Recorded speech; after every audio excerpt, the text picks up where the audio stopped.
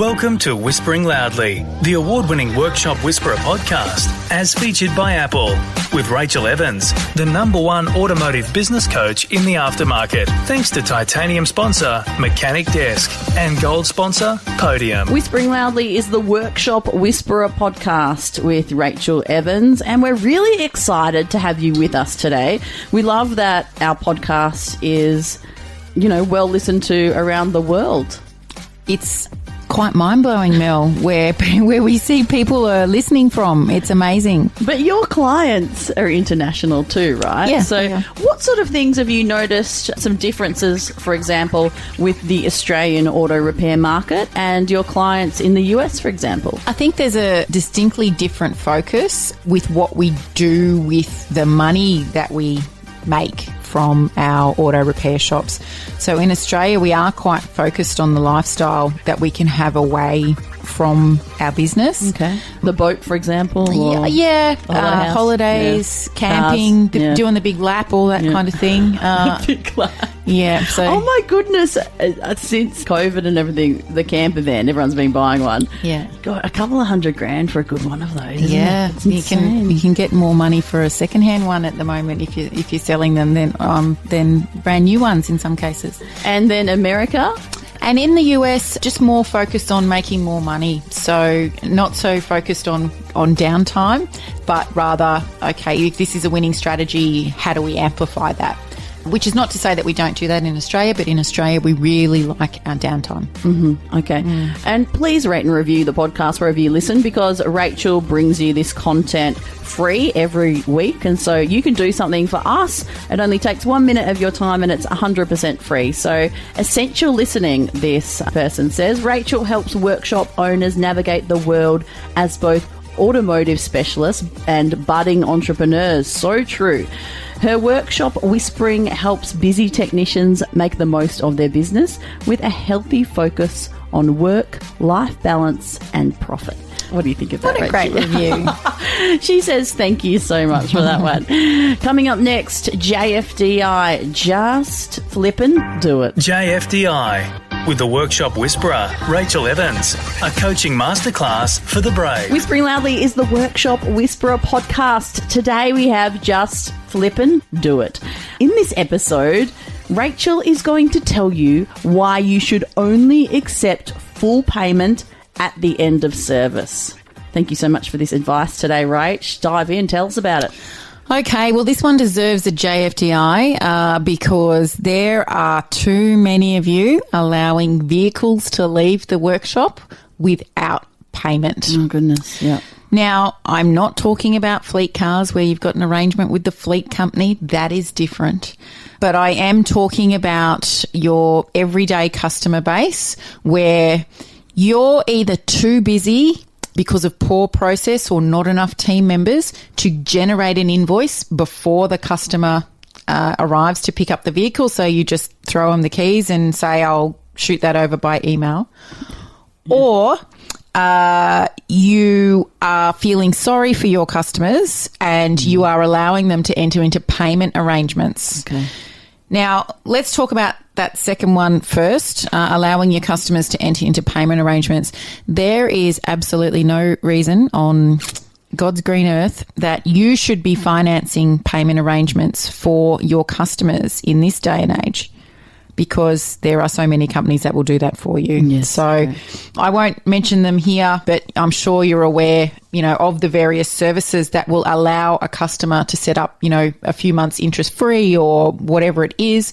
And you can be a provider or a third party provider of those services. Okay. And they, the company rather that provides those then takes the risk, not you. Mm. Yes, and they also do all the admin, right? Yeah. Correct. Yeah. And yes, there is a fee attached for you providing that so that your customer can use the service, but that's a cost of doing business in this way if you want to allow those people to patronise your business. So let them use those services. People that need a payment arrangement that don't sort something out with you firsthand that, you knew about it in advance and you agreed to it, I still don't think you should do it because you're not a bank. But somebody that just rocks She's not up, happy about it. somebody that just rocks up, oh, I'm sorry, I can't pay you till payday. That's a big red flag that person is probably going to default on any arrangement that you make with them. So let the payment option companies bear that risk. Set it up for them and allow it. And if they don't pass the credit test with them, then that's a great indication that you shouldn't proceed any further. When you allow a payment arrangement that you finance, so say the bill's $1,000 and you let them pay $100 a week, well, you're going to go into negative cash flow on that job because you're going to have to pay your team members and for your parts before the customer completes paying for the job. And do that often enough and you'll get into a cash flow hole. Yeah. So then there's the stress if the customer doesn't make a payment and, they stop answering their phone and then you've got to write that money off and whatever else. And it's just not worth going down that path. You are not a bank. Yeah. People have to come to you with their own finance. And if they don't, then, have 2 or 3 of those finance options available for them to use. And if they can't use those, then they're not your customer. Let it go. Moving back to the first point that I made with if you're too busy or your systems aren't good enough or you're down a team member and you're not getting your invoices out to the customer so that they can pay there on the spot, huge red flag that you need to change that because you're going to be in the same situation. Your future self is not going to thank you for letting a car go without an invoice being generated. You'll be staying behind doing paperwork, trying to get those invoices out. The customer is not under any urgency to get that money to you. Yeah. So pay on the day is essential. If you are running around that busy and you're not invoicing, it obviously shows that you're missing someone in the office, so out the front with the customers. So let's hire a service advisor. If you think you're not in a position to do that, then let's at least get somebody there for that latter part of the day, maybe from 12 o'clock till close. Okay, that's a good idea. I've never heard about that before. They're just for invoicing to start with. Let's start there so that no customer is coming in and picking up their car without having made payment because you will fall into a negative cash flow situation as well. And then you have customers who, a big pile of them sitting in your accounts receivable. And you might get to the end of the month and need to pay your bills, but you don't have the money because you never got those customers to pay on the day. So this should be an eye-opener for you if you're listening and any of those things are happening in your shop, to do something about it. Don't just keep on keeping on. If you want your cash flow troubles to end, then invoice and collect payment for everyone in your general mum and dad small business owner database. Get them to pay on the day. These episodes are so insightful, aren't they? And if you want to listen to another JFDI, just put it in your search bar, JFDI, and the other episodes should come up.